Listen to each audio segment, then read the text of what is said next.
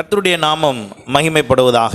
மத்தேயு எழுதின சுவிசேஷம் 25ஆம் அதிகாரம் 34ஆம் வசனம். அப்பொழுது ராஜா தமது வலது பக்கத்தில் நிற்பவர்களை பார்த்து, வாருங்கள், என் பிதாவினால் ஆசீர்வதிக்கப்பட்டவர்களே, உலகம் உண்டானது முதல் உங்களுக்காக ஆயத்தம் பண்ணப்பட்டிருக்கிற ராஜ்யத்தை சுதந்தரித்து கொள்ளுங்கள். ஹல்லேலூயா. ஆண்டவர் நமக்காக ஒரு ராஜ்யத்தை ஏற்படுத்துகிறார். அந்த ராஜ்யத்துக்குள்ளே நம்மை அழைத்து செல்வதற்கு அவர் சொல்லுகிற ஒரு காரியம், பிதாவினால் ஆசீர்வதிக்கப்பட்டவர்களே. நாம் எல்லாருமே பிதாவினால் ஆசீர்வதிக்கப்பட்டவர்கள். இந்த பூமியிலே நாம் எல்லாரும் ஆசீர்வதிக்கப்பட்டவர்களாய் இருக்க வேண்டும். ஆசீர்வாதம் முதல்ல எதில் வர வேண்டும், எங்கே ஆசீர்வாதம் ஆரம்பிக்க வேண்டும் என்றால், முதல்ல என்னுடைய இருதயத்திலிருந்து ஆரம்பிக்கணும். அல்லேலூயா. அங்கே தான் என்னுடைய சமாதானம் இருக்கிறது, அங்கே தான் என் சந்தோஷம் இருக்கிறது. அதன் பின்பு என்னுடைய பொருளாதாரம், மற்ற ஆசீர்வாதங்கள் உண்டாயிருக்க வேண்டும். அப்போ நான் இந்த உலகத்திலே வாழுகிற என்னுடைய வாழ்வு ஆசீர்வாதமானதாய் இருக்க வேண்டும் என்றால், அதாவது கர்த்தரால் ஆசீர்வதிக்கப்பட்ட சந்ததி, கர்த்தரால் ஆசீர்வதிக்கப்பட்டவர்கள் என்று உங்களை பார்த்து சொல்ல வேண்டும் என்றால், அப்போ ஆண்டவர் அதற்குரிய ஆயத்தத்தை செய்கிறார். இப்போ ஒரு மனுஷனை குறித்து, அந்த மனுஷன் கர்த்தரால் ஆசீர்வதிக்கப்பட்டிருக்க வேண்டும். இப்போ இது ஒரு மனுஷன் வச்சுக்கோ. இப்போ இந்த மனுஷனை கர்த்தர் ஆசீர்வதிக்கணும். அப்போ ஆசீர்வதிக்கிறதுக்கு, அவர் ஆசீர்வதித்த பிறகு வேறு ஒருவரும் குற்றம் சாட்டக்கூடாது. எத்தனை பேர் நான் சொல்றது புரியுது? அவர் ஆசீர்வதித்த பிறகு வேறு ஒருத்தர் என்ன செய்யக்கூடாது? குற்றம் சாட்டக்கூடாது. என்ன குற்றம் சாட்டக்கூடாதுன்னா, இப்படி ஒரு மோசமான ஆளுக்கு போய் ஆண்டவர் கொடுத்துட்டாரு அப்படின்னு யாரும் என்ன செஞ்சிடக்கூடாது? சொல்லிடக்கூடாது.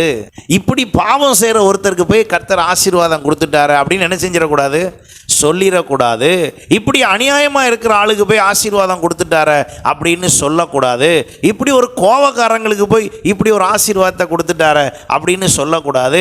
இப்படி குணாதிசயத்தில் இப்படி அப்படின்னு எந்த குறையும் சொல்லாமல் இருக்கிற அளவுக்கு தான் யார் ஆசீர்வதிப்பா? கர்த்தர் ஆசீர்வதிப்பார். இப்போ நீங்களும் நானும் சில நேரங்களிலே சில ஆசீர்வாதத்தை பெற முடியாததுக்கு காரணம் என்னவென்றால், அந்த ஆசீர்வாதத்தை கொடுத்த பிறகு உங்கள் மூலமாக வேற பிரச்சனை வருது. அதை ஆண்டவருக்கு தெரியறதுனால தான் அவர் என்ன பண்ணுறாரு, அந்த பிரச்சனையை வர விடாமல் சரி பண்ணிட்டு இந்த ஆசீர்வாதத்தை கொடுக்குறாரு. எத்தனை பேருக்கு நான் சொல்கிறது புரியுது? அந்த பிரச்சனை ஒருவேளை என்னுடைய குணாதிசயத்தினால ஒரு பிரச்சனை வருதுன்னா, அவர் என் குணத்தை சரி பண்ணிட்டு தான் என்னை என்ன பண்ணுறாரு? அந்த ஆசீர்வாதத்தை தராரு. என்னை சரி பண்ணிட்டு தந்ததுனால அந்த ஆசீர்வாதம் எனக்கு எந்த விதத்திலும் கர்த்தரை துக்கப்படுத்தவோ, அவருடைய நாமத்தை வீணிலே வழங்கவோ அல்லது அவருடைய நாமத்துக்கு கேடு விளைவிக்கவோ எதுவும் வருவதில்லை. நீங்கள் முழு வேதாகமத்தை வாசித்து பார்ப்பீர்கள் என்றால், எப்பொழுதெல்லாம் ஆண்டவர் ஆசீர்வதித்த பிறகு அது ஆண்டவருக்கு பிரியமில்லாமல் போனதோ அதை அவர் வைக்கவில்லை. மனிதனை ஆண்டவர் படைத்தார். படைத்த மனிதனுடைய செயல்பாடுகள் வித்தியாசமாய் ஆன உடனே ஆண்டவர் ஒரு பெரிய ஜலப்பிரளயத்தினால் உலகத்தையே என்ன செய்துட்டாராம்? அழித்து விட்டார். ஆனால் அதன் பின்பு அவர் அழிக்க விரும்பவில்லை. இப்பொழுது என்ன செய்கிறார்? முதல்ல அழித்த தேவன் இப்பொழுது அழிக்காம என்ன செய்கிறாரு? வாய்ப்பு கொடுக்கிறார். முதல்ல வாய்ப்பு கொடுத்த விதம் வேறு, இப்பொழுது வாய்ப்பு கொடுத்திருக்கிற விதம் வேறு. முதல்ல வாய்ப்பு கொடுக்கும்போது அவர்களுக்கு மீட்பு இல்லை. இப்பொழுது வாய்ப்பு கொடுத்திருக்கிற நமக்கு என்ன இருக்குது? மீட்பு இருக்கிறது. நீங்கள் ஒன்றை புரிந்து கொள்ளுங்கள். உங்களுடைய சொந்தத்திலேயோ, உங்கள் நண்பர்களோ, உங்கள் தெருவிலையோ, உங்கள் ஊர்லேயோ இன்னும் ரட்சிக்கப்படவில்லை, இயேசு வந்தார் என்றால் அதனுடைய இரத்தப்பழி யார் மேலே தான் இருக்குது? உங்கள் கையில் தான், நம்ம கையில் தான் இருக்குது. ஏன்னா ஆண்டவர் சொல்வார், நான் உன்னையும் ரட்சித்து உனக்கு ஒரு பாதையை காட்டினேன், நீ போய் யார்கிட்டையும் என்ன செய்யலை? சொல்லலை அப்படின்னு நம்மளை தான் கேட்பார். அப்போ என்னுடைய ஆசீர்வாதத்துக்கு எப்படி கர்த்தர் என்னை ஆசீர்வதிப்பார் என்று வேதம் சொல்லுகிறபடி நான் உங்களுக்கு கற்றுக் கொடுக்க விரும்புகிறேன். வேதம் சொல்லுகிற ரூட். அப்போ ஆண்டவர் என்ன செய்கிறார்? அதுக்கு ஒரு போதனையை அவர் கொடுக்கிறார். இயேசுவினுடைய மலை பிரசங்கத்தில் அவர் செய்த போதனையில் முக்கியமான போதனை மத்தேயு 5:6-7. 5ஆம் அதிகாரத்தில் கேரக்டர் சம்பந்தமாக தான் பேசுகிறார். இயேசு போகிற இடங்களில் எல்லாம் பேசினது எல்லாமே எதின் அடிப்படை தான்? கேரக்டர், குணநலன் அடிப்படையிலே தான். குணாதிசயத்தின் அடிப்படையில் தான். அப்போ ஆண்டவர் என்னை ஆசீர்வதிக்கிறதுக்கு முன்பு என்கிட்ட இருக்கிற சில கேரக்டரை என்ன செய்ய விரும்புகிறாரு? சரி பண்ண விரும்புகிறார். அப்போ சில குணாதிசயங்கள் சரி வராமல் அந்த ஆசீர்வாதத்தை கொடுக்கவே முடியாது. சில நேரம் ஒரு ஆசீர்வாதத்தை உங்கள்கிட்ட கொடுத்துட்டாருன்னு வச்சுக்கோ, கொடுத்த உடனே போய் நின்று ஒரு 20 பேர்கிட்டையாவது பத்தியா என்னமோ நினச்சா சாதிச்சிட்டேன் பத்தியா அப்படின்னு நீங்கள் சொல்கிற மனநிலையில் இருந்தால் உங்களை அந்த இடத்துல நிற்க வைக்க முடியாது. நான் சொல்கிறது எத்தனை பேருக்கு புரியுது? இந்த பாயிண்ட் ஆஃப் வியூவில் நீங்கள் கொஞ்சம் யோசிக்கணும். நான் இப்போ சொல்ல வர்ற இந்த பாயிண்ட் ஆஃப் வியூவில் கொஞ்சம் நீங்கள் வசனத்தை தியானிச்சிங்கன்னா சில இடத்துல ஏன் ஆசீர்வாதம் கிடைக்கலன்னா அதுக்கு நம்மளுடைய செயல்பாடு தான் அப்படிங்கிறத நம்ம புரிந்து கொள்ள வேண்டும், அறிந்து கொள்ள வேண்டும். கர்த்தர் இன்றைக்கு அதை நமக்கு வேத வசனங்களின் மூலம் உணர்த்துவாராக. அப்போ ஆண்டவராகிய இயேசு கிறிஸ்து செய்த உபதேசங்களை குறித்து கடந்த ஒரு வாரத்துக்கு முன்பு நாம் தியானித்தோம். அதிலே யோபுவுக்கு ஏற்பட்டதான சில விஷயங்களை குறித்து நாம் தியானித்தோம். யூடியூபிலே அது நமக்கு இருக்கிறது. இன்றைக்கு நான் உங்களுக்கு அடுத்த கட்டமாக ஆசீர்வதிக்கப்பட்டவர்கள், பிதாவினால் ஆசீர்வதிக்கப்பட்டவர்கள் யார், எப்படி அவர் ஆசீர்வதிக்கிறார் என்பதை, அவர் ஆசீர்வதிப்பதற்கு முன்பு நடக்கிற விஷயங்கள் என்ன என்று சொன்னால், அவர் ஆசீர்வதிக்கிறதற்காக சில நேரத்தில் நம்மளை சில விஷயத்துக்குள்ள, சில சூழ்நிலைக்குள்ள அவரே அனுமதிக்கிறார். அவரே என்ன செய்கிறார்? அனுமதிக்கிறார். சில நிலைமைக்குள் அனுமதிக்கிறார். ஏன் அனுமதிக்க வேண்டும்? ஏனென்றால் என்னை உணர்த்துவதற்கு. அதனால தான் ஒர்ஷிப்பில் கூட தாவீது தன் அனுபவத்தில் என்ன சொல்லுகிறார்? நான் உபத்திரவப்பட்டது நல்லது. ஏன்னா அந்த உபத்திரவம் தான் என்னை என்ன பண்ணியிருக்கு? அவருடைய பிரமாணத்தை கற்றுக்கொள்ள வைத்திருக்கிறது. அப்போ ஆண்டவர் அவருடைய ஆசீர்வாதத்தை வைத்து கொண்டு ரெடியாக இருக்கிறார். அவருடைய ஆசீர்வதிக்கும் கரம் எப்பொழுதும் நீட்டப்பட்டு கொண்டு இருக்கிறது. ஆனால் எனக்கு அது வந்து சேர வேண்டும். அப்போ எனக்கு ஏன் வந்து சேர முடியல அப்படின்னா அவர் கவனிக்கிறாரு. முதல்ல அவர் என்ன கவனிக்கிறார்னா, நம்ம வேலைக்கு எப்படியெல்லாம் நம்ம முயற்சி பண்ணுறோம். இப்போ என்னுடைய வேலையை செய்யணும். இப்போ நான் ஒரு இடத்துக்கு போய் ப்ரேயர் நடத்த போனோம், கார் ஓட்டிகிட்டு போகணும். அப்போ காலையில் சில நேரத்தில் 3 மணிக்கு எழுந்திரிச்சு போகணுன்னு வச்சுக்குவோம். இப்போ நான் 3 மணிக்கு எழுந்திரிச்சு உடனே கிளம்பி போயிடுறேன். ஆனால் அதே மாதிரி மறுநாள் 3 மணிக்கு எந்திரிக்கமானா எந்திரிக்கிறது இல்லை. இன்றைக்கி 3 மணிக்கு எழுந்து அந்த ப்ரோக்ராமுக்கு கரெக்டாக போக முடிஞ்ச நமக்கு மறுநாள் என்ன சொல்லுகிறோம்? டயர்டாக இருக்குது. நேற்று டயர்டாக இருந்துச்சா? ஆமாம் டயர்டாக தான் இருந்துச்சு. ஆனால் ஏன் போனீங்க? ஆனால் என் ஒர்க்கு. இப்போ இன்றைக்கி ஏன் எந்திரிக்கல? இன்றைக்கி எனக்கு டயர்டு, அதனால் என்ன பண்ணிட்டேன்? தூங்கிட்டேன். இப்போ இது எல்லாத்தையும் யார் கவனிக்கிறா? ஆண்டவர் கவனிச்சுக்கிட்டே இருக்கிறார். அப்போ என்னை ஆசீர்வதிக்க விரும்புகிற ஆண்டவர் என்னிடத்தில் சில டிசிப்ளின், சில விஷயங்கள் என்னிடத்தில் வேணும்னு விரும்புகிறார். அப்போ அதுக்கு நான் தயாராக இருக்கிறேனா? என் மனநிலை தயாராக இருக்கிறதா? நான் அவருக்கு ஏற்றபடி வாழ விரும்புவேனா? நான் அதை செய்வேனா? இதை எல்லாத்தையும் ஆண்டவர் கவனிக்கிறார். சும்மா கவனிக்காமல் கொடுக்கறதே கிடையாது. நான் முழு வேதாமத்திலிருந்து உங்களுக்கு சொல்ல முடியும். அதனால தான் இதை ஆரம்பித்திருக்கிறேன். அப்படி கொஞ்சம் கொஞ்சமாக உங்களுக்கு நான் அதை கற்றுத்தர விரும்புகிறேன். அப்போ ஆண்டவர் எனக்கு சில விஷயத்தில் சில காரியத்தை எனக்கு அனுமதிக்கிறார். அவர் அனுமதிக்கிறதே எதுக்குன்னா என்னை ஆசீர்வதிக்க. அல்லேலூயா. ஆண்டவர் ஆசீர்வதித்ததை கெடுப்பதற்கு பலர் உண்டு. அதில் முகாந்திரமாய் சாத்தான் இருந்தாலும் அவனுக்கு கையாளாக இருக்கிற ஆட்களை வச்சு அவன் என்ன செஞ்சுக்கிட்டு தான் இருக்கிறான்? அந்த வேலைகள்லாம் செய்து கொண்டு தான் இருக்கான். கவனித்து பாருங்களேன். இந்த விஷயத்தை சொன்னால் உங்களுக்கு இன்னும் புரியும். ஒரு கணவன் மனைவி இருக்கிறாங்க. கணவன் மனைவி ஆண் பெண், சரிங்களா? இந்த ஆண் பெண் இவங்க 2 பேரும் கணவன் மனைவியாய் இணைவதற்கு முன்பு ஃப்ரெண்ட்ஸ்ன்னு வச்சுக்குவோம், இல்லை தெரியும், அப்போல்லாம் சண்டைலாம் வந்திருக்காது. இப்போ கணவன் மனைவியாக என்ன பண்ணியாச்சு? இணைஞ்சாச்சு. இப்போ இணைஞ்ச பிறகு கவனித்து பாருங்கள், எப்போனாலும் அதை பிரிக்கிற மாதிரியே உள்ள வேலை தான் என்ன செஞ்சுக்கிட்டே இருக்கும்? நடந்துக்கிட்டே இருக்கும். நீங்கள் எப்போ யாருக்கெல்லாம் நான் சொல்கிறது புரியுது? ஏதாவது ஒரு விதத்தில் நீங்கள் உங்கள் கல்யாணமான வயசுலேருந்து 10 வருஷம் இருக்கலாம், 15 வருஷம் இருக்கலாம், 30 வருஷம் இருக்கலாம். நீங்கள் உங்கள் அனுபவத்திலேருந்து பாருங்கள். ஏதாவது ஒரு விதத்தில் அம்மா வீட்டுக்கு போயிடலாம், விட்டுட்டு போயிடலாம், வேண்டாம், இப்படியெல்லாம் சூழ்நிலைகள் வரும்.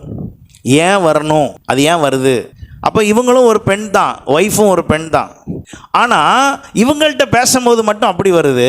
ஆனால் இன்னொரு பெண்ணிட்ட பேசும்போது அதே பேச்சு தான் பேசுகிறோம். அந்த பிரச்சனையை என்ன செய்யலை? வேலை பார்க்குற இடத்துல வேலை பார்க்குற இன்னொரு ஆணோடோ பெண்ணோடோ பேசும்போது அவங்க கூட அந்த பிரச்சனை வரல. ஆனால் இதே கேரக்டரில் உள்ள ஆள் தான் வரல. ஆனால் இங்கே பேசும்போது மட்டும் என்ன வருது? பிரச்சனை வருது.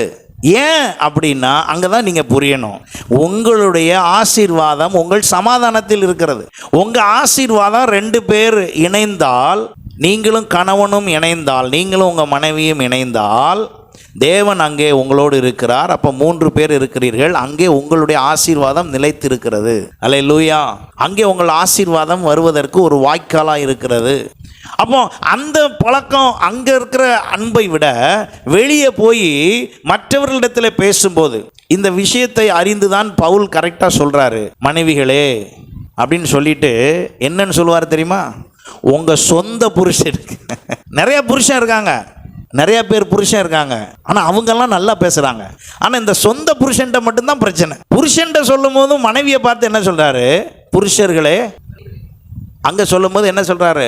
அங்கேயும் அவர் அதைத்தான் சொல்கிறாரு. உங்கள் சொந்த மனைவி தான், வேற யாரும் இல்லை. அப்போ நல்லா ஒரு விஷயத்தை கவனிங்க. ஆண்டவருடைய ஆசீர்வாதம் யாருக்கிட்ட வரணும், யார் குடும்பத்துக்கு வரணும்னு விரும்புகிறாரோ அந்த குடும்பம் ரிஃப்ளெக்ட் பண்ணுற விதம் வேறுவாக இருந்தால் ஆசீர்வாதம் தடையாக இருக்கிறது.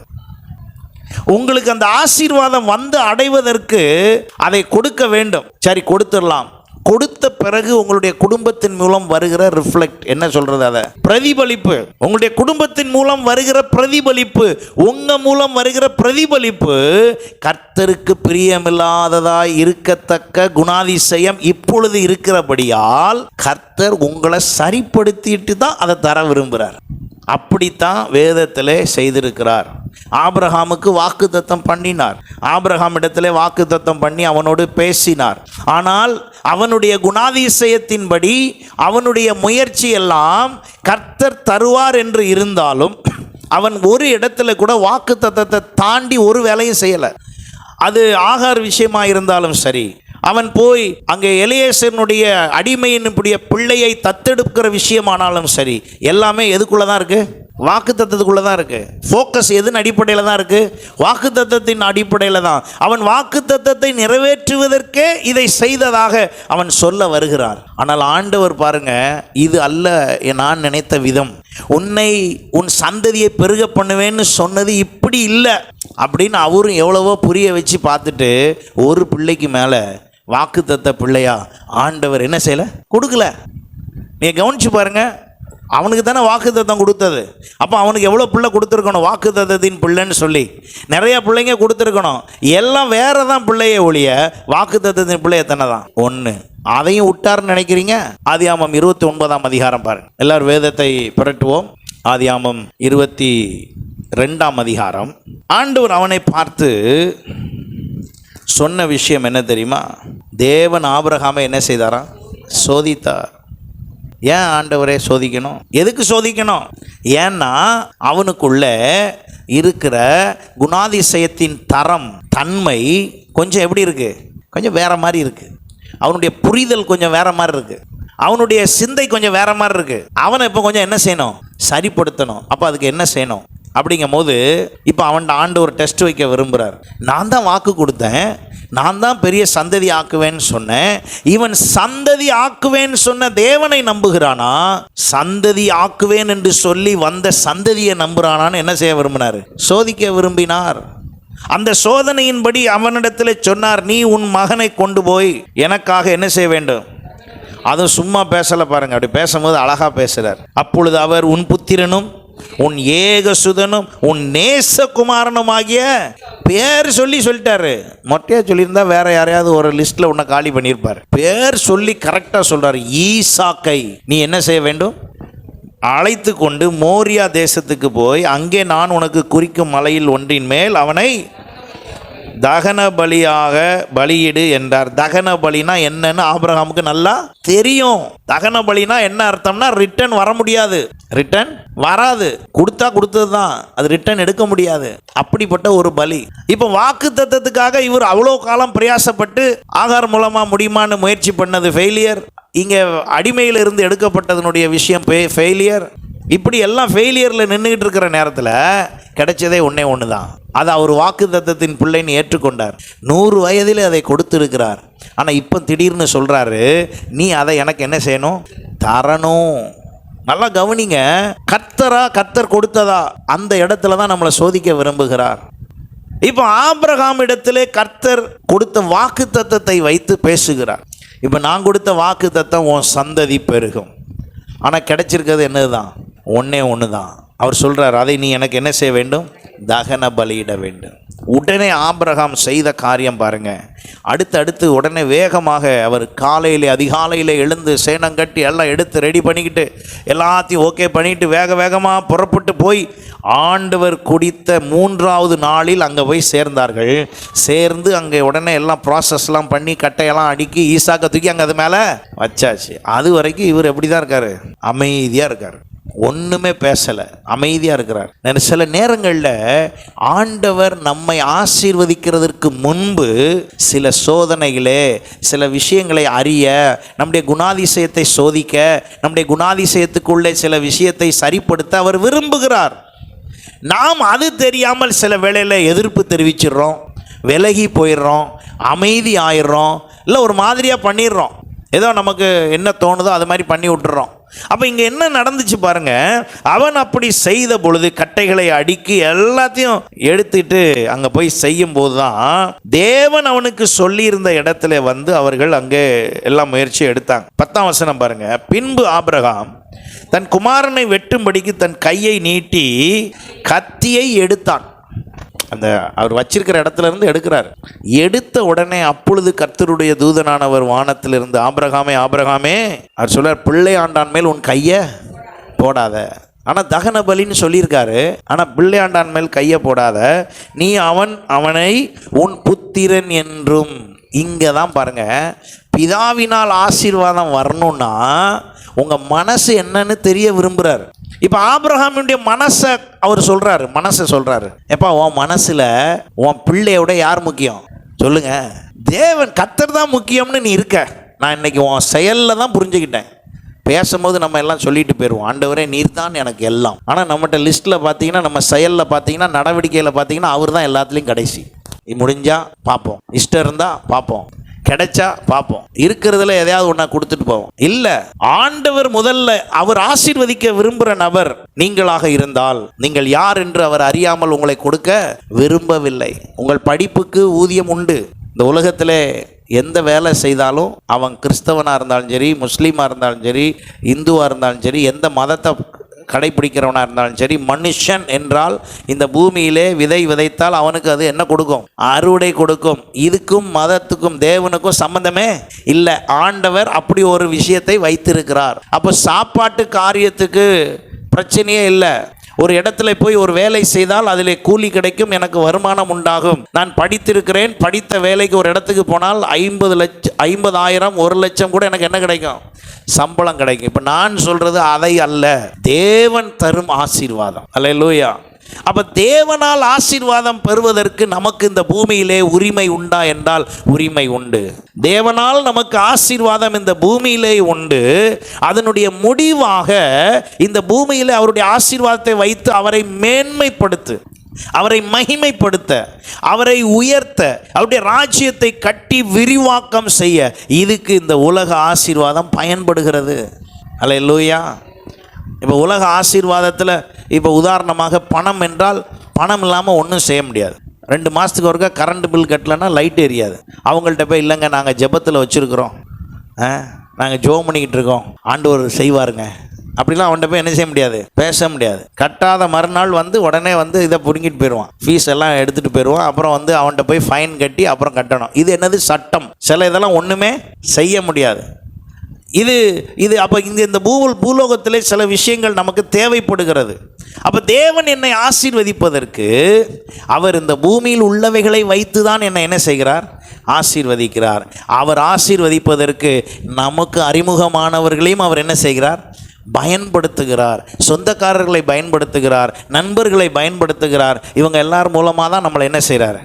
ஆசீர்வதிக்கிறார். சில வழியவே யார் மூலமாக தான் திறக்காரு? சில சொந்தக்காரங்க மூலமாக தான் திறப்பார். நீங்கள் ஆனால் என்ன சொல்வீங்க தெரியுமா? சொந்தக்காரங்க மூஞ்சிலே நான் என்ன செய்ய மாட்டேன், முழிக்க மாட்டேன். நீங்கள் எந்த குடும்பத்தை சொன்னீங்களோ அந்த குடும்பத்தில் முழிச்சா தான் உங்களுக்கு ஆசீர்வாதம்னு அவர் வச்சுருக்கார். ஏன் அப்படி செய்ய வேண்டும்? ஏன் அப்படி சொல்ல வேண்டும்? காரணம், உங்களுக்குள்ள இருக்கிற அந்த குணத்தை என்ன செய்யணும்? மாற்றணும். இந்த குணத்தை மாற்றணுங்கிற கான்செப்டில் தான் அவர் சொல்கிறாரு, அந்த வழியாக தான் உனக்கு நான் தருவேன், வேறு வழியாக என்ன செய்ய மாட்டேன், தரமாட்டேன். நான் இதை உங்களுக்கு வேகமாக பல உதாரணங்களை சொல்லும்போது உங்களுக்கு புரியும். இப்போ ஆபிரகாம் இடத்துல ஆண்டவர் அப்படித்தான் கேட்டார், அவன் உடனே மனசார சரி என்று சொன்னான்.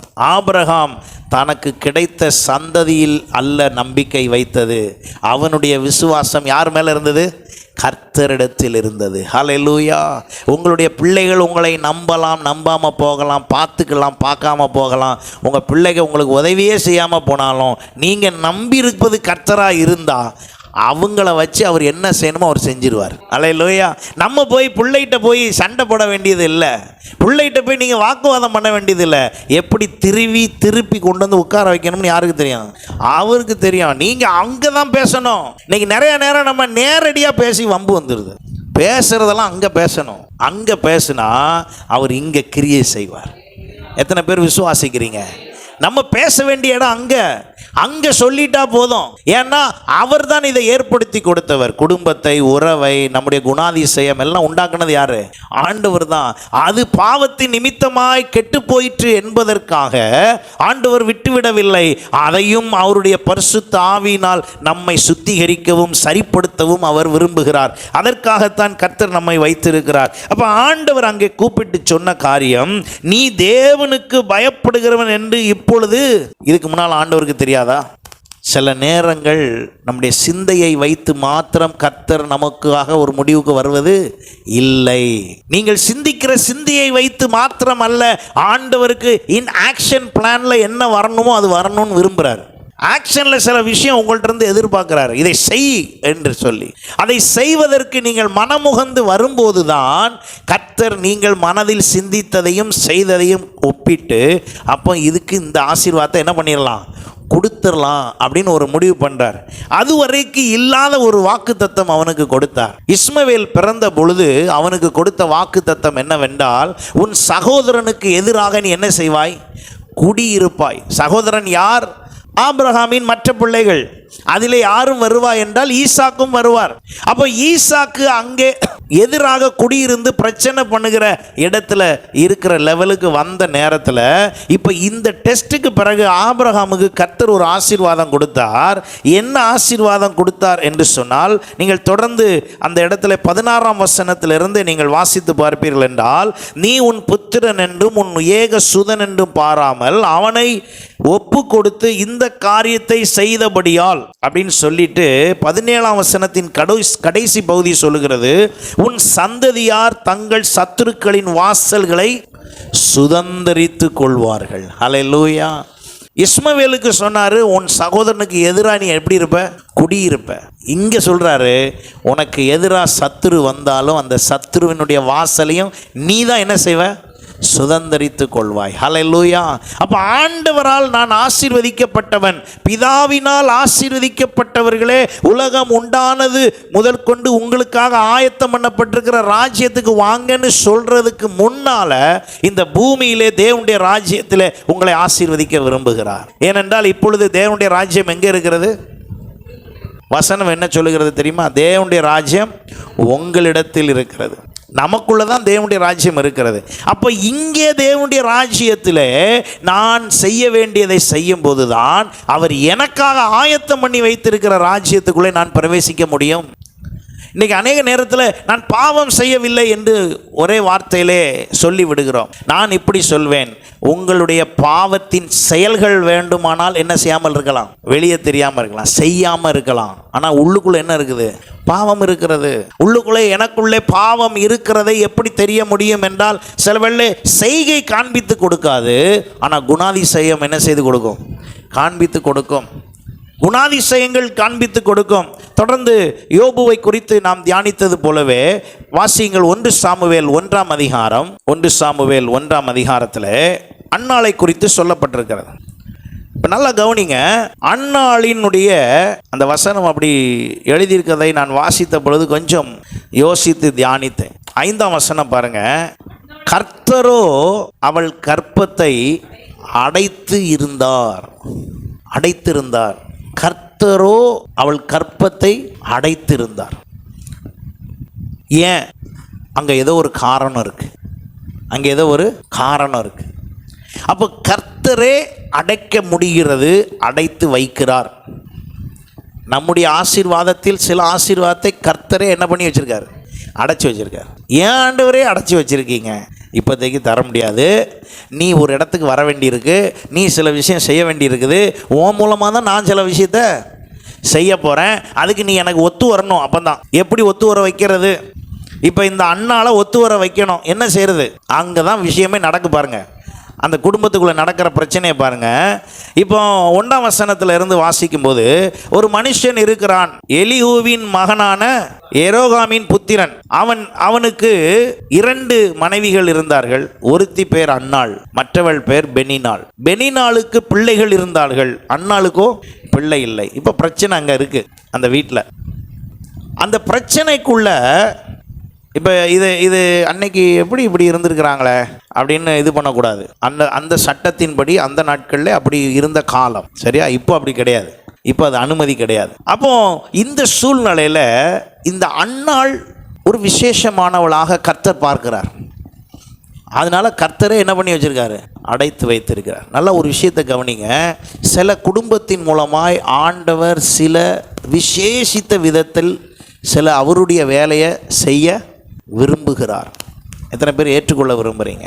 அது யார் குடும்பம்னு ஆண்டவருக்கு தான் தெரியும். ஆனால் ஆண்டவர் சில குடும்பத்தை வச்சு விசேஷ வேலை செய்ய விரும்புகிறார், சிலரை வச்சு விசேஷித்த வேலை செய்ய விரும்புகிறார். சிலர் மூலமாக தான் அதை செய்ய முடியும் என்பதினால் அவர் அதற்கான வேலையை செய்யாமல் இருக்கவே மாட்டார். அல்லேலூயா.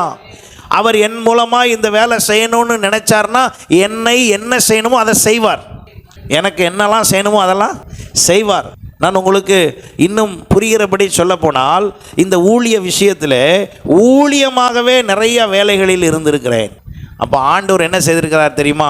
அங்கே எல்லாத்தையும் ஃபெயிலியர் ஆக்கி கொண்டு வந்து ஒரு ஃபோக்கஸ் பண்ணி வச்சார். அப்போ அந்த ஃபெயிலியருக்கு காரணம் எனக்கு மட்டும்தான் ஃபெயில் ஆகும், வேறு யாருக்கும் என்ன செய்யாது, ஃபெயில் ஆகாது. அப்போ நான் சில நேரம் யோசிப்பேன், எங்கே நம்ம தப்பு பண்ணோம்? தப்பு எங்கேயும் பண்ணலை, இது வேண்டான்னு சொல்கிறாரு. அல்லேலூயா. அப்போ ஆண்டவர் அவர் வேலையை செய்கிறதுக்கு, அவர் ஆசீர்வதிக்கிறதுக்கு, அந்த பிதாவினுடைய ஆசீர்வாதம் உங்கள் பக்கம், உங்கள் டைரக்ஷனில், உங்கள் பிள்ளைகளுக்கு, உங்கள் எதிர்காலத்தில் வந்து அமையணும்னா அதுக்கு கர்த்தர் சில விஷயங்களை எதிர்பார்க்கிறார். எதிர்பார்க்க வைப்பதற்கு அனுமதிக்கப்படுகிறதை நம்மால் பொறுத்து கொள்ள முடியவில்லை. அதை முதல்ல பிரசங்கிக்கும் போதே, வாசிக்கும் போதே, ஆண்டவர் சொல்லும் போதே கீழ்ப்படிஞ்சிட்டா இந்த விஷயம்லாம் என்ன செய்யாது, வராது. இப்போ இந்த இந்த இந்த இந்த குடும்பத்துக்குள்ளே நடந்த விஷயத்தை கவனிங்க.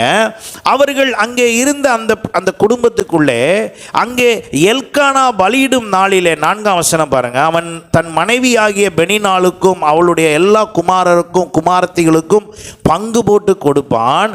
அன்னாளை சிநேகித்தபடியால் அவளுக்கு 2 பங்கு கொடுப்பான். எல்லாருக்கும் பலி செலுத்துகிற நாளில் எல்லாம் கொடுப்பாங்களாம். அப்படி கொடுக்கிற 2 பங்கு கொடுப்பான். அவன் எவ்வளோதான் கொடுத்தாலும் கர்த்தரும் அவள் கற்பத்தை, இப்போ அடுத்து தொடர்ந்து பாருங்க, கர்த்தர் அவள் கற்பத்தை அடைத்தபடியினால்.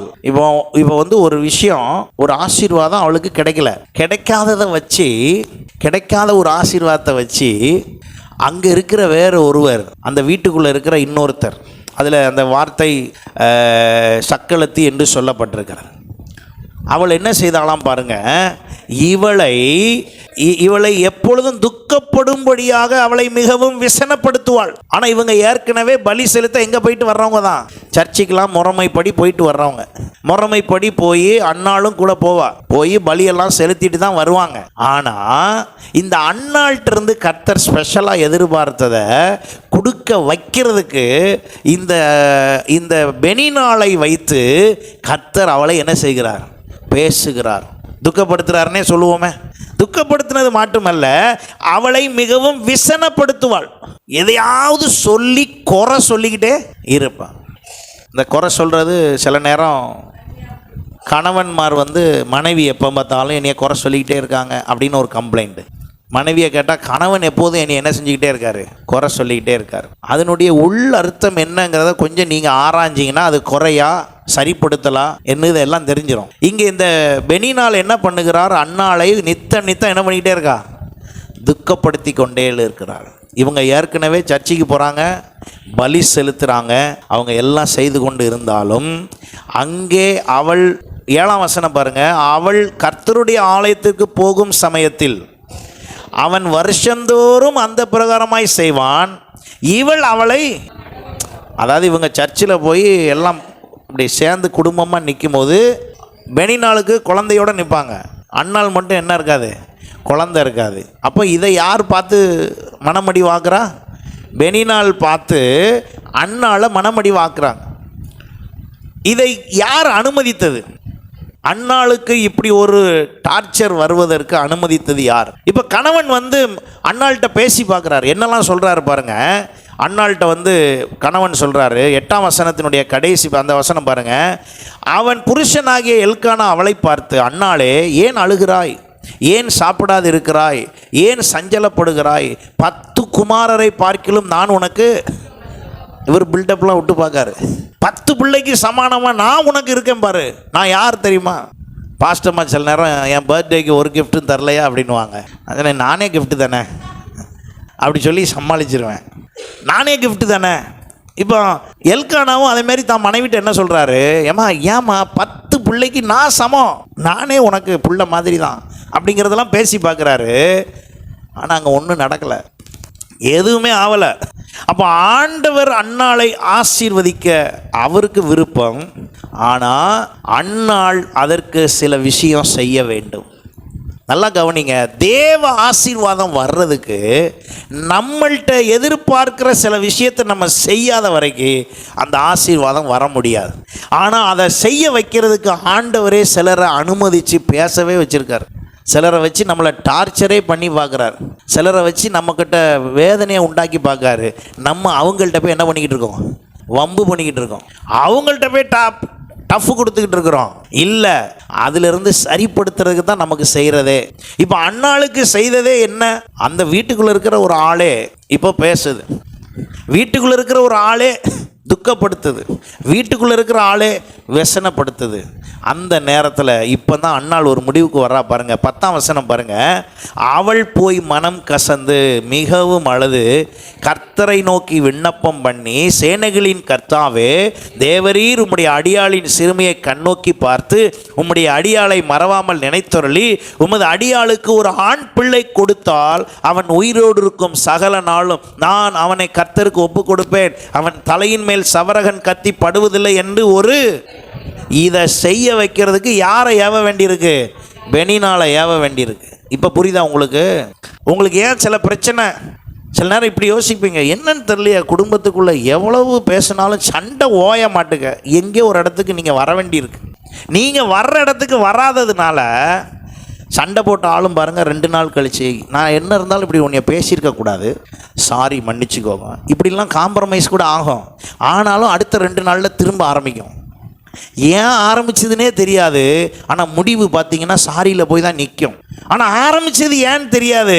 உங்களுக்கு இன்றைக்கி சொல்கிறேன், ஆரம்பித்ததே எதுக்குன்னா உங்களை ஒரு இடத்துல கொண்டு வந்து வைக்கிறதுக்கு. எத்தனை பேர் நான் சொல்கிறத புரியுறீங்க? நம்மளை சும்மா சொன்னாலாம் நம்ம என்ன செய்ய மாட்டோம். யாராவது அப்படி இருக்கீங்களா? பாஸ்டர் அப்படிலாம் இல்லை பாஸ்டர், இப்படி சொன்ன உடனே நான் செஞ்சிருவேன் பாஸ்டர், அப்படி யாராவது இருக்கீங்களா? நம்ம யாரும் உடனேலாம் என்ன செய்ய மாட்டோம், மடங்க மாட்டோம்.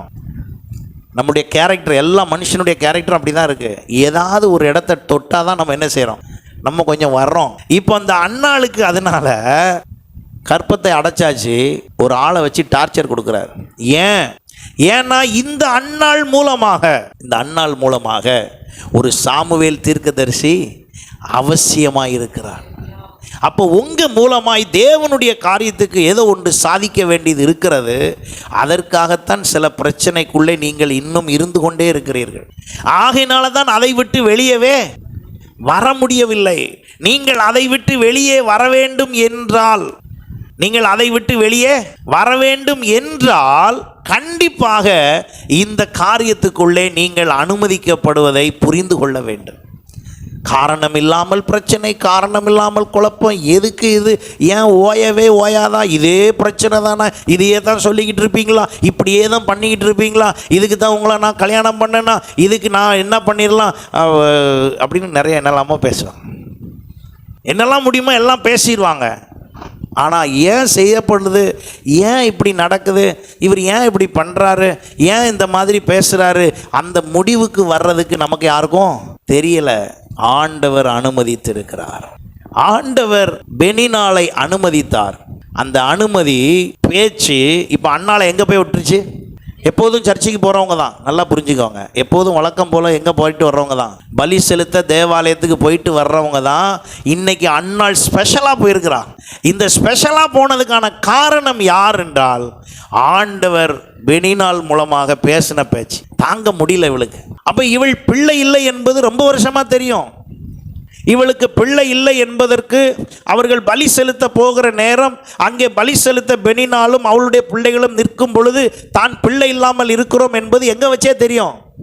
அந்த பலி செலுத்த போன தேவாலயத்தில் வச்சே தெரியும். ஆனால் ஒரு நாளும் இதை மாதிரி என்ன செஞ்சதில்லை.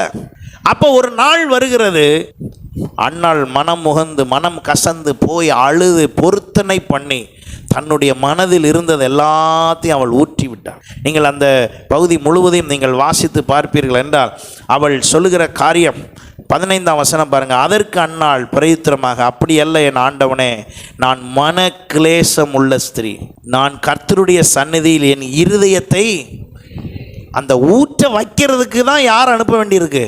பெனினாள் அனுப்ப வேண்டியிருக்கு. உங்கள் இருதயத்தை கர்த்தர் சமூகத்தில் ஊற்ற வைக்கிறதுக்கு வாங்க ஊற்றுங்க இருதயத்தை அப்படின்னா வரமாட்டேங்க.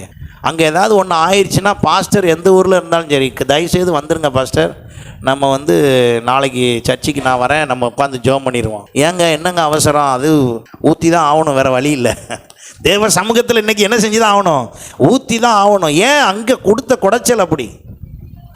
ஆனால் அதெல்லாம் வராமலே நான் தேவ சமூகத்துக்கு வந்தால் எனக்கு எதிராக எவனும் எழும்புவதில்லை, எனக்கு விரோதமாய் ஒன்றும் வாய்க்காது.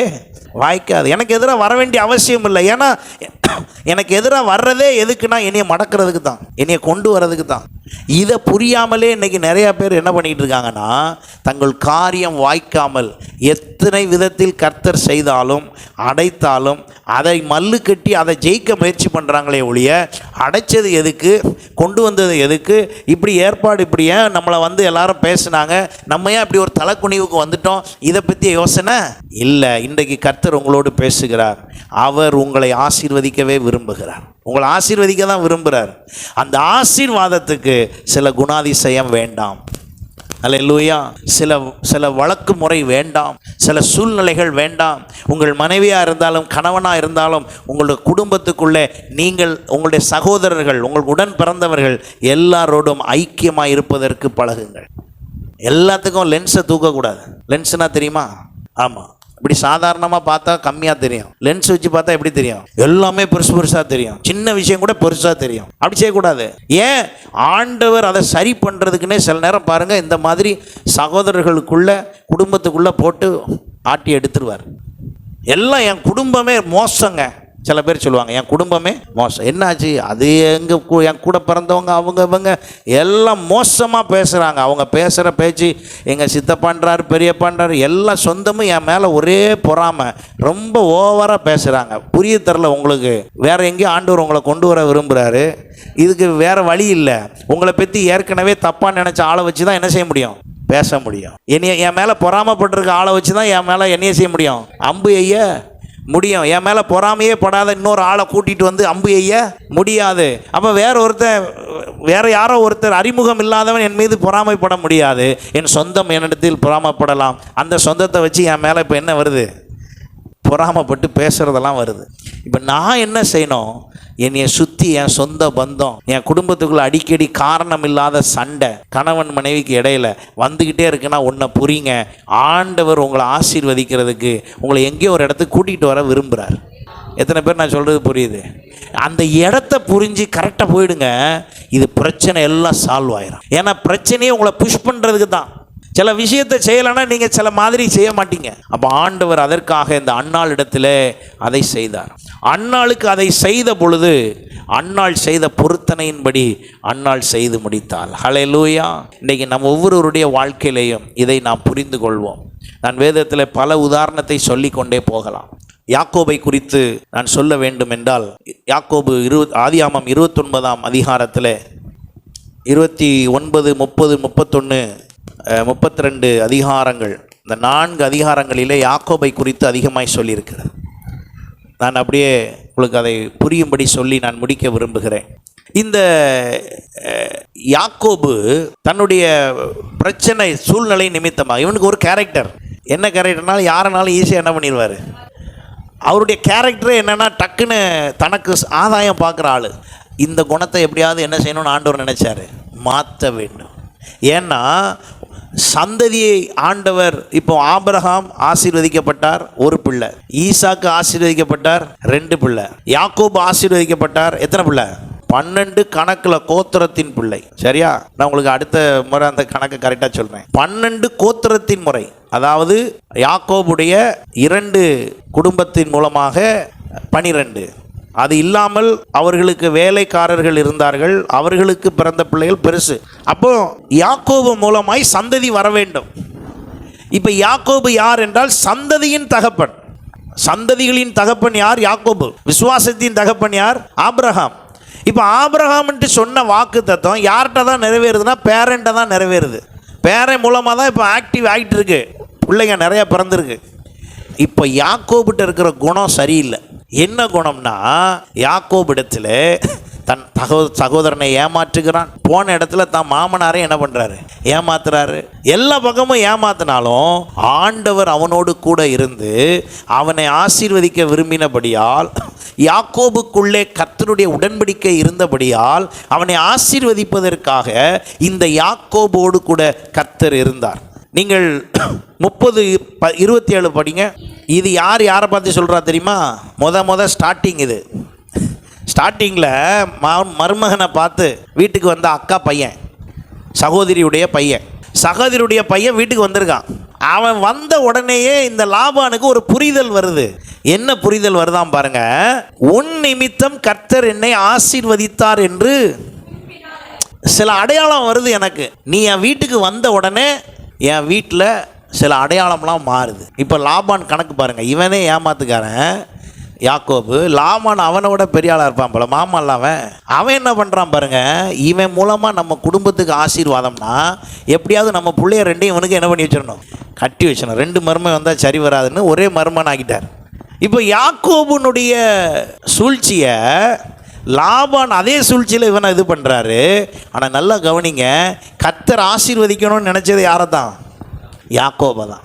ஆனால் யாக்கோபு நிமித்தமாக யாருக்கு வேணாலும் ஆசீர்வாதம் வரலாம். ஆனால் யாக்கோபினுடைய ஆசீர்வாதம் ப்ராப்பராக வரணுமே. அதுக்கு என்ன செய்கிறது அப்படின்னா, அன்பா அரவணைச்ச அவனுடைய மாமனாரையே யாக்கோபுக்கு எதிராக என்ன பண்ணிட்டாரு? திருப்பிட்டார். இப்போ மாமனார் மருமகனாக ஆயிட்ட யாக்கோபிட்ட பேசின மாதிரி என்ன செய்யலை? பேசலை. அவர் என்ன சொல்கிறார் பாருங்க. இந்த இந்த இவருடைய செயல் எப்படி இருந்துச்சாம் பாருங்க. 31ஆம் அதிகாரம் 41ஆம் வசனம் பாருங்க. இந்த 20 வருஷ காலம் உம்முடைய வீட்டிலே இருந்தேன். 7 வருஷம் 2 குமாரத்திகளுக்காக நான் வேலை பார்த்தேன். எதுக்கு?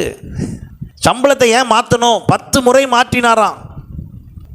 10 முறை சம்பளத்தை மாற்றி அவனுடைய இருதயத்துக்குள்ளே ஒரு சிந்தையை உண்டாக்குகிறார். என்ன சிந்தை உண்டாக்குகிறார் என்றால், நான் உன்கிட்ட வரும்போது என்ன சொன்னேன்? நான் உன்னை ஆசீர்வதித்து நீ போகும் இடமெல்லாம் உன் கூடவே இருந்து நான் சொன்னதை செய்யும் அளவு உன்னை என்ன செய்ய மாட்டேன், கைவிட மாட்டேன்னு சொல்லி தான் அனுப்பியிருக்க. இங்கே வந்தால் நீ உன் யுக்தியில் தான் எல்லாத்தையும் பெருக்க பார்க்குற. புரியுதா இல்லையா? உன் யுக்தியில் நீ தான் ட்ரை பண்ணுற, நீ பிளான் பண்ணுற, உன் முயற்சியில் எல்லாத்தையும் பண்ண பார்க்குற. ஆனால் உன் முயற்சியில் அது முடியாது. இந்த யாக்கோபுக்கு அதை புரிய வைக்க விரும்புகிறார். இது உன்னுடைய முயற்சி, நீ முயற்சி பண்ணாத, நான் உன்னை ஆசீர்வதிக்கிறேன்றாரு. நாம் நிறைய நேரம் நம்ம யுக்திகளை பயன்படுத்தி வருகிற பிரச்சனையை ஃபேஸ் பண்ணுறோம். வர்ற பிரச்சனையை நீங்கள் ஃபேஸ் பண்ணாதீங்க. அதனால தான் அவர் சொன்னார், கர்த்தர் மேல் பாரத்தை வைத்து விடு, அவர் உன்னை ஆதரிப்பார். அவர் சொன்னார், என்னுடைய நுகம் எப்படி இருக்கிறது? லகுவாக இருக்கிறது. உங்கள் நுகத்தை கொண்டு வந்து ஏன்ட்ட கொடுங்க, நான் என்னதை உங்களுக்கு தரேன். அது லகுவாக இருக்குது, அதுகிட்ட பாரம் இல்லை. நீங்கள் பாரத்தை சுமக்காதீங்க. யுத்தம் கர்த்தருடையது, வழக்காடுகிறவர் கர்த்தர், அதெல்லாம் நான் பார்த்துக்கிறேன்னு அவர் சொல்கிறாரு. ஆனால் எல்லா வேலையும் நம்ம தான் பார்ப்போம். வழக்காடுறது யார்? நம்ம தான். யுத்தம் பண்ணுறது யார்? நம்ம தான். பாரத்தை தூக்கி வச்சுட்டு இருக்கிறது யார்? நம்ம தான். அத்தனை பாரத்தை தூக்கி வச்சுட்டு நானே தான் எல்லாத்தையும் சுமக்க வேண்டியிருக்கு. உங்களை யாரும் சுமக்க சொன்னால்? அவர் தான் சொல்கிறாரு இறக்கி வைன்னு, அவர் தான் சொல்கிறாரு கொண்டு வான்றாரு. உங்கள் மனசுக்குள்ளேயே நீங்கள் அதை வச்சுக்கிட்டு உங்களுடைய வாழ்க்கையில் நான் இப்படி இருக்கேனே, என் நிலைமை இப்படி இருக்குதே, அப்படி கடைசியில் ஒரு முடிவுக்கு வந்துடுறது. நம்ம ஏன் உயிரோடு இருக்கணும்? நம்ம இந்த உலகத்தில் இருந்தால் தானே பிரச்சனை. இந்த உலகத்தில் இதெல்லாம் என்ன காரணம் அப்படின்னா, நமக்கு இதை பற்றிய விஷயத்தை தெரியாமல் இருக்கிறோம். இன்றைக்கி கர்த்தர் உங்களோடு உணர்த்துகிற காரியம், அவர் உங்களை ஆசீர்வதிக்க விரும்புகிறார். அவர் ஆசீர்வதிக்கிறதுக்கு முன்னால் நம்மளை கொஞ்சம் என்ன செய்ய விரும்புகிறார்? சரிப்படுத்திட்டு தான் ஆசீர்வதிக்க விரும்புகிறார். எத்தனை பேர் என் கூட ஒத்துக்கிறீங்க? அல்லேலூயா. கொஞ்சம் சரிப்படுத்த விடுறீங்களா? கொஞ்சம் உங்களை நீங்களே சரிப்படுத்த விடுங்க. நீங்கள் உங்களை நீங்களே ஃபில்டர் பண்ணி பாருங்கள். செல்ஃப் எவாலுவேட் பண்ணுங்கள். நமக்கு ஏன் இந்த காரியம் இன்னும் நடக்கலை? அப்போ இந்த இடத்த அப்படி வச்சுட்டு எங்கெல்லாம் என் குணம் இந்த காரியத்துக்கு சம்பந்தம் இல்லாத குணம் என்னெல்லாம் இருக்குது அப்படின்னு ஒரு இது போடுங்க. உங்களை நீங்களே போடுங்க. அப்படியே போட்டு பார்த்துட்டு, இதுதான் காரணமா ஆண்டவரே, கண்டுபிடிச்சிட்டேன், இனிமேல் இந்த கேரக்டரில் நான் இருக்க மாட்டேன் சொல்லி ஒப்பு கொடுத்து பாருங்களேன். அப்போ நாமே நம்ம வாயாலேயே பிதாவே என்னை இப்போதைக்கு ஆசீர்வதிக்க வேண்டாம், கொஞ்சம் பொறுங்கிற மாதிரி நம்ம நடந்து கொள்ளுகிற விதங்கள் அப்படி போயிடுது. அப்போ கர்த்தரே ஏற்படுத்துகிறாரு பாருங்க. இப்போ மாமனார் தொடர்ந்து பேசிக்கிட்டே இருக்கிறாரு, கொஞ்சம் கொஞ்சமாக பேசுகிறாரு. திடீர்னு ஒரு நாள் என்ன பண்ணுறாரு? 38ஆம் வசனம் பாருங்க. அப்போ அவ்வளோ தூரம் நான் செஞ்ச செயலுக்கு என்கிட்ட நீ ரொம்ப ஸ்ட்ரிக்டாக என்ன பண்ணிட்டேரு? நடந்துட்டேரு, எல்லாத்தையும் செஞ்சிட்டேரு. ஆனாலும் ஒரு வார்த்தையை சொல்கிறேன். இப்போ வாசிங்க 31:42 பாருங்கள். இவ்வளவு விஷயம் நடந்தாலும் இந்த யாக்கோபுக்காக கர்த்தர் கூட நின்று, அல்லேலூயா, யாக்கோபுக்காக கர்த்தர் கூட நின்று அந்த இடத்துல எல்லாவற்றையும் செய்து முடித்தார். இன்றைக்கி நமக்காக கர்த்தர் அப்படித்தான் செய்ய விரும்புகிறார். அப்போ இந்த யாக்கோபினுடைய குணாதிசயத்தை சரிப்படுத்துவதற்கு அவர் மாமனார் வீட்டில் எல்லாம் செய்தார். அதை தொடர்ந்து இப்போ இவங்க எல்லாரும் வந்துக்கிட்டு இருக்காங்க. வந்துக்கிட்டு இருக்கும் போது தான் 32ஆம் அதிகாரத்தை நீங்கள் வாசித்து பார்ப்பீர்கள் என்றால் இவருக்கு ஒரு செய்தி வருகிறது. என்ன செய்தி என்றால், அவனுடைய சகோதரன் 400 பேரோடு எதிர்கொண்டு வருகிறார் என்று சொல்லி செய்தி வருகிறது. செய்தி வந்த மாத்திரத்தில் இவருக்குள்ளே பழைய செயல், இவருக்குள்ளே அந்த குணாதிசயத்தின் நிமித்தமாக நடுக்கம் ஏற்பட்டு, பயம் ஏற்பட்டு, அந்த பயத்தின் மிகுதியில் இப்போ எங்கே வராரு? கர்த்தரண்டை வருகிறார். கர்த்தரண்டை வந்து என்ன செய்கிறார் பாருங்க. 32ஆம் அதிகாரம் 25ஆம் வசனம் பாருங்க. ஆண்டவர் அவனிடத்தில் கேட்ட காரியம், உன் பெயர் என்ன என்று கேட்டு அவன் யாக்கோபு என்றான். உடனே அவர் சொல்றார், இனி நீ யாக்கோபு எனப்படாமல், இப்பந்தான் வாக்கு தத்துவம் பண்ணப்பட்டதின்படி முதல் முறையாக அந்த சந்ததிக்கு ஒரு பெயர் வைக்கிறாரு. அந்த பேர் தான் என்னது? இந்த பேரை வைக்கிறதுக்காக இவனை எவ்வளோ பெண்டு பண்ண வேண்டியதாயிருச்சு, எவ்வளோ சரி பண்ண வேண்டியதாயிருச்சு. இப்போ அண்ணனை கூட்டிகிட்டு வந்து, நல்லா கவனிங்க, கிளம்புனதை பார்த்தா யாக்கோபை கொலை பண்ணுற மாதிரி கிளம்பிட்டு, நேரில் பார்த்த உடனே அண்ணன் என்ன பண்ணுறாரு? கட்டி பிடிச்சி முத்தமிட்டு சகோதரனை அப்படியே வாழ்த்தி, சகோதரன்ட்ட எனக்கு ஏன்பா இவ்வளவு வெகுமதியெல்லாம் கொடுத்துருக்குற, நீ என் சகோதரன், எனக்கு வெகுமதியே தேவையில்லை. ஆனால் யாக்கோபுக்கு வந்த நியூஸ் என்னது? 400 பேரோடு உன் சகோதரன் வந்து கொண்டு இருக்கிறான். இப்போ அவனை கிளப்பி விட்டு வர வச்சு இவரை யாக்கோபு நதிக்கரையில் என்ன பண்ண வச்சுட்டாரு? பெண்டு பண்ண வச்சுட்டார். இல்லைன்னா இந்த ஆள் நதிக்கரையை கடந்திருப்பார். சில நேரத்தில் நம்மளை சில இடத்துல மடக்கிறதுக்கு சில விஷயத்தெல்லாம், பழைய விஷயத்தெல்லாம் தோண்டி எடுத்து, என்றைக்கோ நடந்த விஷயத்தெல்லாம் பேசி, என்றைக்கோ உள்ளதை வச்செல்லாம் பேசி, நம்ம மனசுக்குள்ளே ஒரு பயத்தை உண்டாக்கி, ஒரு நடுக்கத்தை உண்டாக்கி, நமக்கு ஒரு பதட்டம் ஆகி, என்ன செய்யன்னு தெரியாமல், அப்புறம் வழியே இல்லாமல் சில நேரத்தில் டக்குன்னு போய் நம்ம யார்கிட்ட பேசுகிறோங்கிறது தான் முக்கியங்க. அந்த நேரத்தில் நீங்கள் யார்கிட்ட போய் உளுறீங்கன்னா கர்த்தரிடத்தில் வரணும். அல்லேலூயா. அந்த நேரம் பாஸ்டர்கிட்ட வாங்கன்னு நான் சொல்லலை. எங்கே வாங்க? கர்த்தர்கிட்ட வாங்கன்னா அர்த்தம் என்னென்னா, ஏன்ட்ட சொல்கிறது இல்லை, நீங்கள் ஆண்டவர்கிட்ட சொல்கிறது. அங்கே சொன்ன பிறகு, பாஸ்டர் எனக்கு இப்படி ஒரு பிரச்சனை, நான் ஆண்டவர்கிட்ட சொல்லியிருக்கேன், உங்கள்கிட்டையும் ஒரு வார்த்தை என்ன பண்ணிட்டு போகிறேன், சொல்லிட்டு போகிறேன்னு என்கிட்ட சொல்லிட்டு போகலாம். ஆனால் ஒருத்தவொடனே யார்கிட்ட வரக்கூடாது, ஏன்ட்ட வரக்கூடாது. நேராக யார்கிட்ட போகணும்? கர்த்தர் சமூகம் எங்கே இருக்குது? உங்கள் வீட்லேயே இருக்குது. அல்லேலூயா. உங்கள் வீட்டில் சரியில்லைன்னா சொல்லுங்கள், இங்கே சர்ச்சு இருக்குது. உங்கள் வீட்டில் ஒரு ரூம்லேயும் உட்காந்து ஜெபம் பண்ண முடியாது. நான் ஒரு மணி நேரம் அழுது ஜெபம் பண்ணலான்னு இருக்கேன். அழுதா வீட்டில் வச்சு அழுதா வீட்டில் இருக்கவங்க என்னன்னு கேட்பாங்க. அதுக்கு காரணம் சொல்லணும், வேறு வழி இல்லையே. ஒன்றும் கவலைப்படாதீங்க, அழுகிறதுக்கேன்னு அந்த இடம் இருக்குது. உடனே சாவி 4 பேர்கிட்ட இருக்குது. சரியா? யாராவது ஒருத்தர் வந்து திறந்துருவோம். திறந்து அடுத்த நிமிஷம் நீங்கள் வந்து பாயை விரித்து நீங்கள் பாட்டுக்கு தேவ சமூகத்தில் அழுதுட்டு மனசில் இருக்கிறதெல்லாம் சொல்லி எல்லாத்தையும் புலம்பிட்டு ஆண்டவரேன்னு சொல்லிட்டு போயிருங்க. அவர் பார்ப்பார். இதுக்கு வர்றதுக்கு தான் உனக்கு இவ்வளவு டார்ச்சர் கொடுத்தது, வந்துட்டியா, எல்லாம் அப்படியே புஷ்பமாகி போயிடும். எத்தனை பேர் நான் சொல்கிறது புரியுது? நீங்கள் வேணால் செஞ்சு பாருங்கள். உங்களுக்கு இருக்கிற டார்ச்சர் ஏன்னு உங்களுக்கு தெரில, உங்களுக்கு ஏன் பிரச்சனைன்னு உங்களுக்கு தெரில, உங்களுக்கு ஏன் சில காரியம் நடக்கலைன்னு உங்களுக்கு தெரில, ஏன் உங்கள் காரியம் இன்னும் கைகூடாமல் இருக்குன்னு உங்களுக்கு தெரில, நீங்கள் நினச்ச மெத்தடில் ஏன் அது இன்னும் சரிப்பட்டு வரல, ஏன் உயர்வு வரல, ஏன் உங்களுக்குன்னு சொல்லி இன்னும் தெரியாததை உங்களுக்கு புரிய வைக்கிறதுக்கு கர்த்தர் இன்றைக்கு இதை உணர்த்துகிறார். நீங்கள் உடனே திரும்புங்கள். யாரிடத்துல? அவர் சொல்லுகிறார், திரும்புறதா இருந்தால் யார்கிட்ட திரும்புங்க? கர்த்தரிடத்தில் திரும்புங்கள். வேற எங்கேயும் திரும்பிடாதீங்க. நண்பர்கள் இருப்பார்கள், சொந்த பந்தங்கள் இருக்கும், அவர்களிடத்தில் அல்ல. திரும்புகிறதா இருந்தால் யார்கிட்ட திரும்பணும்? கர்த்தர்கிட்ட திரும்பணும். அதை வர வைக்கிறதுக்கு தான் இவ்வளோ வேலை. நீங்கள் திரும்பியும் சொந்தக்காரங்கள்ட்ட போனீங்கன்னா இன்னும் கொஞ்சம் பிரச்சனை பெருசாயிரும். நண்பன்கிட்ட போனீங்கன்னா இன்னும் கொஞ்சம் பிரச்சனை பெருசாயிரும். வர வேண்டிய இடம் எங்க? கர்த்தரிடத்தில். ஹல்லேலூயா. கர்த்தர் அதை எதிர்பார்க்கிறார். இன்றைக்கு உங்களிடத்திலிருந்து அதை எதிர்பார்க்கிறார். உங்களை கொண்டு கர்த்தர் ஏதோ ஒரு நன்மை செய்ய விரும்புகிறார். உங்களை கொண்டு கர்த்தர் பெரிய காரியத்தை செய்ய விரும்புகிறார். உங்கள் மூலமாக ஏதோ ஒன்று செய்யணும். அவருக்கு ஒரு சாமுவேல் தீர்க்கதரிசி தேவை என்றால் அதற்கு ஒரு அன்னாள் தேவை. அது அன்னாளாய் நீங்கள் இருக்கலாம். ஹல்லேலூயா. ஒரு சந்ததி உருவாக்குவதற்கு, இஸ்ரவேல் எனப்படுவதற்கு ஏதுவாய் ஒரு சந்ததி உருவாக்குவதற்கு ஒரு யாக்கோபு தேவைப்படுவது போல நீங்கள் இன்றைக்கு தேவையாக இருக்கலாம். ஹல்லேலூயா.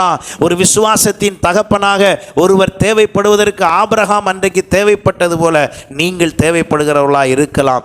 யோபுவினுடைய வாழ்விலே, யோபு தன்னுடைய அனுபவத்தில் இப்படிப்பட்ட சூழ்நிலைகளுக்குள்ளே சென்ற பொழுதும் கூட கர்த்தரிடத்திலே, கர்த்தர் சமூகத்திலேயே விழுந்து கிடந்த அந்த சூழ்நிலையில் நீங்கள் ஒரு யோபுவை போல மாற கர்த்தர் விரும்புகிறார். ஹல்லேலூயா. அப்படி செய்துட்டு தான் பிதாவின் ஆசீர்வாதம் என்ன செய்யுமா? நமக்கு வரும். இப்போ நீங்களே சொல்லுங்க, உங்களை நீங்களே, உங்கள் குணாதிசயம், இப்போ இருக்கிற அந்த குணாதிசயத்துக்கு திடீர்னு உங்களுக்கு நிறைய ஆசீர்வாதம் வந்துட்டா நீங்கள் என்ன சொல்வீங்க, என்ன செய்வீங்க? உங்களை நீங்களே ஒரு இதை புரிய வைங்களேன். உங்களை நீங்களே சொல்லி பாருங்கள். அவரவர் குணம் அவரவருக்கு தெரியும் தானே. இப்போ திடீர்னு உங்களுக்கு நீங்கள் நினச்சதை விட 5 மடங்கு வந்துருச்சு. நீங்கள் எதிர்பார்த்ததை விட 5 மடங்கு கிடச்சிருச்சு. நீங்கள் எதிர்பார்த்த லேண்ட் அளவு, வீட்டு அளவு, என்னெல்லாம் சொன்னீங்களோ எல்லாம் கிடச்சிருச்சு. ஓகே, கிடைச்சி கையெழுத்து போட்டு பத்திரம் வந்த பிறகு, பொருள் வந்த பிறகு, ஆசீர்வாதம் வந்த பிறகு நீங்கள் எப்படி சொல்ல போகிறீங்க, யார்கிட்டலாம் போய் என்ன பேச போகிறீங்க? உங்கள் மனசுக்குள்ளே ஒரு பிளான் இருக்கும் பார்த்தீங்களா? அந்த பிளான் எனக்கு தெரியாது, வேறு யாருக்கும் தெரியாது. ஆனால் யாருக்கு தெரியும்? அவர் அந்த பிளானை அழித்த பிறகு தான் தரேங்காரு. அந்த லிஸ்டெல்லாம் அழிங்க. யார் அது? எதுக்கு? ஒரு சொந்தக்காரன் சொல்லியிருப்பான், உனக்கு ஒரு சதுரடி நிலம் வாங்க முடியுமா உனக்கு அப்படின்னு ஒரு சொந்தக்காரன் ஏற்கனவே என்ன பண்ணியிருப்பான், நம்மள்கிட்ட சொல்லியிருப்பான். இப்போ நம்ம ஒரு 10 சென்ட் இடம் வாங்கினோடனே சிந்தை என்ன வருது? போய் என்னது ஒரு சதுரடியா? 10 சென்ட் சிட்டி சென்டரில் தெரியும்ல, அதை பேசக்கூடாதுன்னு தானே சொல்லி தானே வந்து தராமல் இருக்காரு. நான் சொல்கிறது புரியுதா இல்லையா? நான் ஆண்டவருடைய சமூகத்தில் நான் முந்தி என்ன சொல்லுவேன் தெரியுமா? நிறைய பழைய ஆட்களுக்கெல்லாம் நல்லா தெரியும். நிறைய போவேன், மலேசியா போவேன், அங்கே போவேன், இங்கே போவேன். மனசில் நினைப்பு என்ன தெரியுமா? நான் உங்களுக்கு சொன்னால் தான் புரியும். மனசில் நினைப்பு என்ன தெரியுமா சொல்லி அப்படியே முடிக்கிறேன். மனசில் என்ன நினைப்பு தெரியுமா? அப்படியே போகிறோம், மலேசியா போகிறோம், அங்கே போய் அங்கே நிறைய பேரை பார்க்குறோம், பேசுகிறோம், ஃபண்ட் ரைஸ் பண்ணுறோம், ஒரு பெரிய சர்ச்சு கட்டுறோம். எப்படி பெரிய சர்ச்சு கட்டுறோம், அப்படி செய்ய போகிறோம், இப்படி செய்ய போகிறோம் அப்படின்னு ஒரு பெரிய பிளானு. உடனே மலேசியாவிலேருந்து யார் எப்போ கூப்பிட்டாலும் உடனே போயிடுறது, உடனே ஸ்ரீலங்கா போயிடுறது, அப்புறம் உடனே துபாய் போகலாமா, ஷார்ஜா போகலாமா, கனடா போகலாமா, அமெரிக்கா போகலாமா, அங்கே போகலாமா, இங்கே போகலாமா? எதுக்குங்க? ஒரே மேட்ரு தான். என்ன மேட்ரு? சர்ச்சு கட்டிடணும், பெருசாக கட்டிடணும். இப்படி ஓடிக்கிட்டு இருந்த எனக்கு ஒரு நாள் இங்கே வாங்க, நீ எல்லாம் ஒன்றும் கட்ட வேண்டாம், நீ அமைதியாக இரு, நான் தரேன். எப்படி ஆண்டவரே அமைதியாக இருக்கிறது?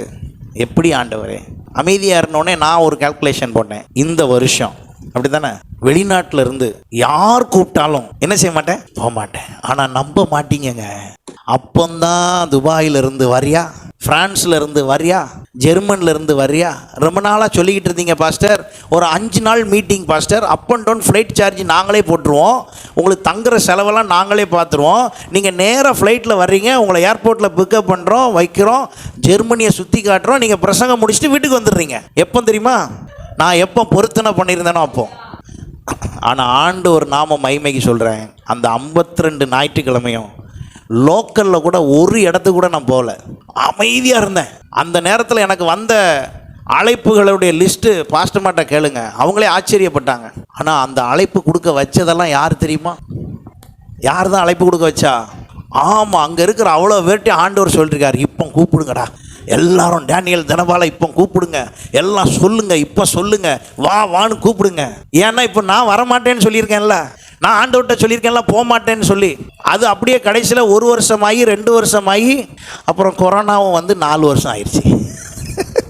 கொரோனா வந்து எத்தனை வருஷம் ஆயிடுச்சு? 4 வருஷமாக எந்த நாட்டுக்கும் போகல. அந்த டைமில் தான் ஆண்டவர், கொரோனா வர்றதுக்கு முன்னால் தான் நான் நினைக்கிறேன் 17வது வருஷம் அப்படி நான் இருந்தேன்னு நினைக்கிறேன். 17, 18 அப்படி இருந்தேன். 19 இதை வாங்க உதவி செஞ்சேன். எனக்கு கட்டுறதுக்கு வேலை இல்லை, ஆல்ட்ரேஷனுக்கு தான் வேலை. அந்த ஆல்ட்ரேஷனையும் இன்னும் செஞ்சு முடிக்கலைன்னா புரிஞ்சுக்கங்க, அப்போ நான் எப்படி கட்டியிருப்பேன்னு. ஹலோ, புரியுதா இல்லையா? அப்போ ஆண்டவருக்கு நம்ம குணம் தெரியும், நம்ம கேரக்டர் தெரியும், நம்ம நடவடிக்கை தெரியும், நம்மளது எல்லாமே அவருக்கு தெரியும். அவருக்கு ஏற்ற மாதிரி செட் ஆகிட்டோம்னா அவர் நமக்கு வேண்டியதெல்லாம் அவர் தந்துடுவார். அல்லேலூயா. அப்போ தான் நான் புரிஞ்சேன், நீ அமைதியாக இருன்னு சொன்னதை வச்சு புரிஞ்சேன். அப்புறம் இந்த இந்த இடம் வாங்குறதுக்கு ட்ரை பண்ணும்போது என் மலேசியா நண்பர், அப்படி நண்பர், இப்படி நம்பர்லாம் சொல்கிறோம்ல, எல்லாருக்கும் ஃபோன் பண்ணி பார்த்தேன், யாருமே தரல. நான் நினச்சிருந்த எந்த நம்பரும் இவங்க மூலமாக ஒரு பெரிய பல்க் அமௌண்ட் வந்துடும். அவனா இல்லை, நீ நினைக்கிற ஆள் மூலமாலாம் நான் என்ன செய்ய முடியாது, தர முடியாது. எத்தனை பேருக்கு நான் சொல்கிற சாட்சி புரியுது?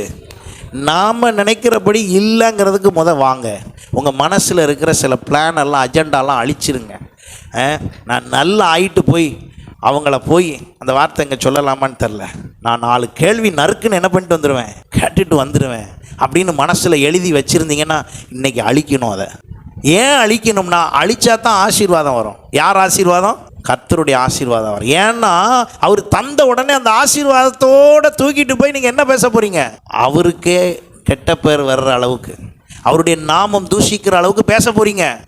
ஆகையினாலே அப்படி பேச போகிற எண்ணம் உங்கள் மனசுக்குள்ளே ரிஜிஸ்டர் ஆகிருக்கிறனால அது அழிகிற வரைக்கும் இவர் என்ன பண்ணிக்கிட்டு இருக்காரு, எல்லாத்தையும் எடுத்து கையில் வச்சுக்கிட்டு அது அழிகிற அன்னைக்கு கொடுத்துருப்பான்னு ஒரு தூதனை பக்கத்தில் நிப்பாட்டி வச்சுட்டு போயிட்டார். அவன் ரொம்ப வருஷமாக நின்றுக்கிட்டே இருக்கான் நம்ம வீட்டுக்கிட்ட. எதுக்கு? அழியும் கொடுத்துடலான்னு பார்த்துக்கிட்டு இருக்கான், அது அழியவே மாட்டுக்கு. அப்போ தான் ஆண்டவர் சொன்னார், எப்பா கொஞ்சம் சபைக்கு வர்ற ஆள்கிட்டலாம் அழிச்சு விடு, கொஞ்சம் வந்திருக்கிற தூதன் கொடுத்துட்டு போட்டோம்னு என்கிட்ட சொன்னதுனால இன்றைக்கி உங்கள்கிட்ட சொல்லிக்கிட்டு இருக்கேன். அல்லேலூயா. நீங்கள் அழிக்க போறீங்க, உடனே அவன் கொடுத்துட்டு போகிறான். எல்லாம் வழியை உங்களை கூப்பிட்டு சாங்ஷன் ஆக போகுது. எத்தனை பேர் விசுவாசிக்கிறீங்க?